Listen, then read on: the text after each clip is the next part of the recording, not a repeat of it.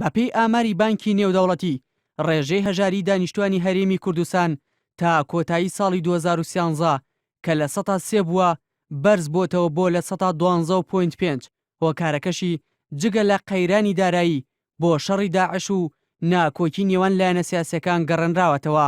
پێشبینی ئەوەشی کردووە ڕێژەی هەژاری لە هەرێم بۆ ساڵی داهاتوو زیاتر بەرز بێتەوە.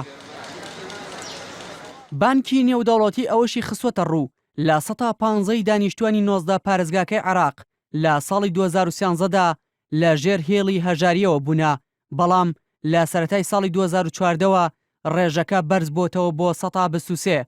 بەپێی ئامارەکە زۆرترین ڕێژەی هەژاری لە پارێزگاکانی بابل و میسان تۆمار کراوە کە لە 149 دانیشتوانەکانیان لە ژێر هێڵی هەژاریەوەن.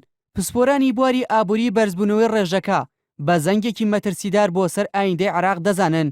بەهۆی قەیرانە یەک لە داوایەکەکان و ناکۆکیە سیاسەکانی عێراقەوە ئێستا هەر تاکێک مانگانە توانایی ئەوەی نییە 77,000 دینار خەرج بکات. بەپێی داتاکانی بانکی جیهانیش بۆ ساڵی 2016 زیاتر لە 600 ملیۆن هاوڵاتی جیهان لە دۆخی سەختی هەژاریدان کە نزیکەی 350 ملیۆنیان لە بیابانەکانی باشووری ئەفریقا نیشتەجێن و 330 ملیۆن کەسیشیان لە باشووری ئاسیان. لەو ژمارەیەش 9 ملیۆنیان منداڵن.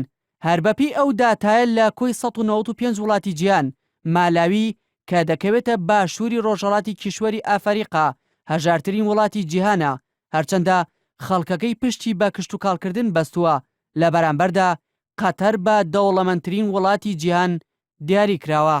لەلایەکی دیکەوە بەپێی ئاماری ڕێکخراوی یونیسێف نزیکەی 4 ملیار و 300 ملیۆن هاوڵاتی جیهان ڕۆژانە کەمتر لە $5 پەیدا دەکەن کە بەلای هەندێک لە لێکۆڵەرانەوە ئەوانیش بە هەمان شێوە بە هەژار هەژمار دەکرێن.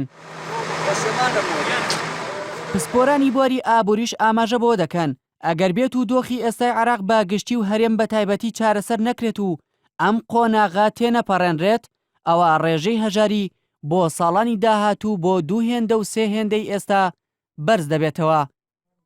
دیار جەمال NRT